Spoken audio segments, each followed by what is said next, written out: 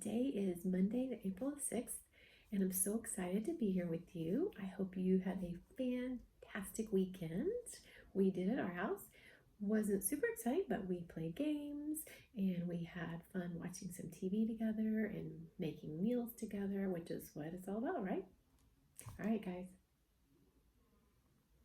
Are we ready? I think we're going to be finishing this today. And look what's next. Mrs. McMillan is so amazing. She went to the library, out of our school library, opened it up, and got this for us just because she knew we love hearing Humphrey stories. Isn't that awesome? We should thank her for that. Okay, let's see where we left off. I have an idea, Mrs. Mack said. I'm going to visit a friend tonight, and I'd like you to come along. Are you free? Yes, Mr. E said, but I have to prepare for tomorrow. Mrs. Mack smiled mysteriously. Can you do that right now? I think you can do both. Before long, they were gone. Og, I'm sorry to say, I thought Mr. E just didn't care, I told my friend when we were alone. I'm glad I was wrong. But I wonder if Mrs. Brisbane still cares. Boing? Og sounded confused. She's abandoned her students to go off and become a ballerina, I explained. That doesn't seem right. There, I'd said it. I love Mrs. Brisbane with all the heart a small hamster has to offer. But I had to admit, I was pie-whacked by her behavior and a little disappointed too. I guess Og was disappointed too because he dived into the water and splashed wildly. I'm not one for splashing, so I hopped on my wheel for a good long spin. Humphrey's Detectionary. When you solve a mystery, you might learn some shocking information involving badly behaved students. Chapter 12, The Case of the New Mr. E. I wonders right now. Make some I wonders in your brain. Put them on that shelf. As the light in the room grew darker that evening, the pumpkins on the wall were really standing out. Aldo liked them. When he came in to clean that night, he said, "Whoa, I almost thought I was in the wrong room." He stopped and admired the decorations. They did a really good job. Speaking of Halloween, I have a present for you, Humphrey. I love, love, love presents. He wheeled his cart into the middle of the room. Then he reached into his lunch sack and pulled something out. Prediction time. Maria helped me with this, Aldo explained, as he walked toward my cage. He opened the door and put something orange in my cage. A little treat, he said. In front of me was a tiny little jack-o'-lantern. It was actually a piece of pumpkin with carrots and seeds that made a face. It looked perfectly hamsterlicious. Thank you a million times, I squeaked excitedly. It's my pleasure, Aldo replied. I started to nibble on the pumpkin right away, while Aldo gave Og his nightly froggy food sticks. Poor Og. I guess he'll never know how tasty pumpkin is, especially the seeds. Do you like the seeds? I like pumpkin seeds.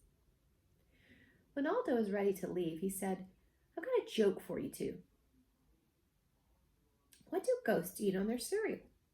I have no idea, I said. Og didn't say a thing, not even boing. Blueberries. Then Aldo burst out laughing and kept on chuckling as he rolled his cart out the door. After he'd gone, when I looked up at the pumpkins, I thought, those just look yummy to me now. Class, it's time to begin, Mr. E announced the next morning. We have a lot to do today. Can we play basketball? Simon asked. Not right now, Mr. E answered. Word war? Rosie asked. Not today, Mr. E said. We've got a lot of work to do. There were a few groans, but not many. We're going to start with Mrs. Brisbane's mystery words, he said. Take out a sheet of paper. Mr. E still had small round glasses and red hair. But this was a different Mr. E than I'd ever seen before. this was a real teacher. Besides, I was happy that we were going back to mystery words. I knew what piewack meant and pizzazz, but today Mr. E gave us a new word to figure out. Pursizzle. I wondered if it meant a hot handbag. He wrote this sentence on the board. When you go to the store, please get some pursizzle for tomorrow's lunches. Gosh, pursizzle has to be some kind of food, but it could be anything. Carrots, apples, celery, or other crunchy things. Then he wrote another sentence. My grandmother spent the afternoon teaching me how to bake pursizzle. I don't think a grandmother would spend a whole afternoon teaching somebody how to bake a carrot or an apple. I like them raw. The third sentence was, my favorite breakfast is pursizzle with jam. Jam? It's a sweet fruity spread. I know that. And as far as I knew, humans usually ate jam on bread. Pursizzle was bread. I got 100% on my assignment. My friends were all shouting out, bread, so they got 100% too. I was most excited because Mr. E was following Mrs. Brisbane's lesson plan, and as far as I could tell, everybody still liked him. Personally, I liked him a little more than I had the day before. I didn't have much time to think about pursizzle with jam because Mr. E then went into a math lesson that didn't involve basketballs or running or shouting. My friends worked hard and didn't talk unless they were called on. Just before recess, Mr. E talked about Egypt.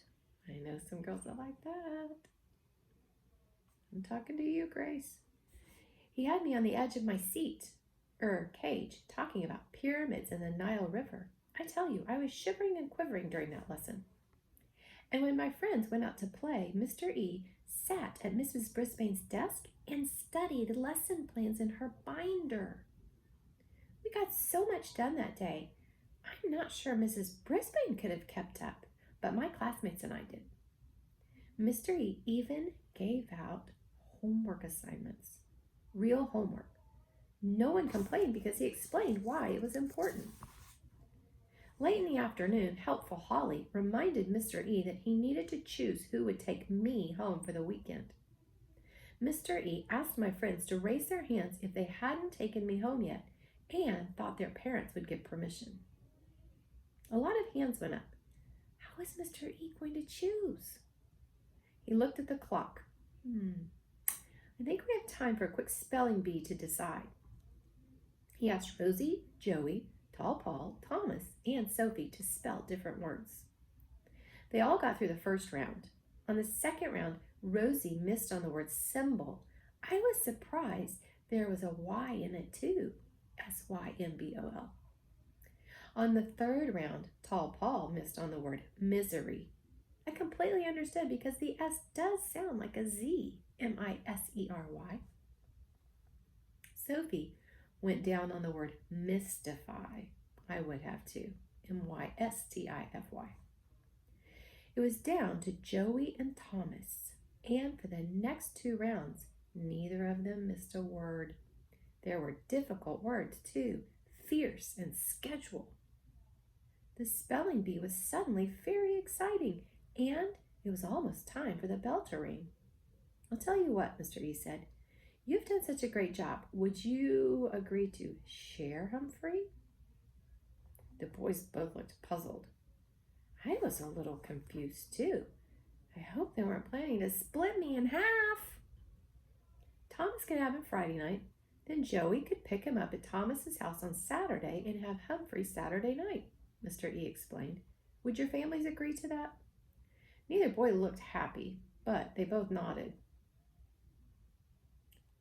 Bring back notes from your parents tomorrow, Mr. E told them, just as the bell rang. How did it go? Miss Mack asked after school. Not bad, Mr. E smiled. We got a lot done and nobody threw anything at me.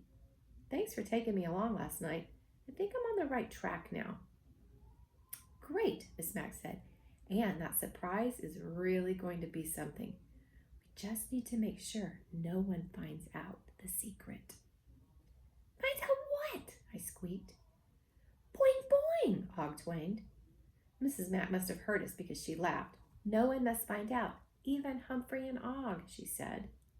I'm leaving you hanging till tomorrow.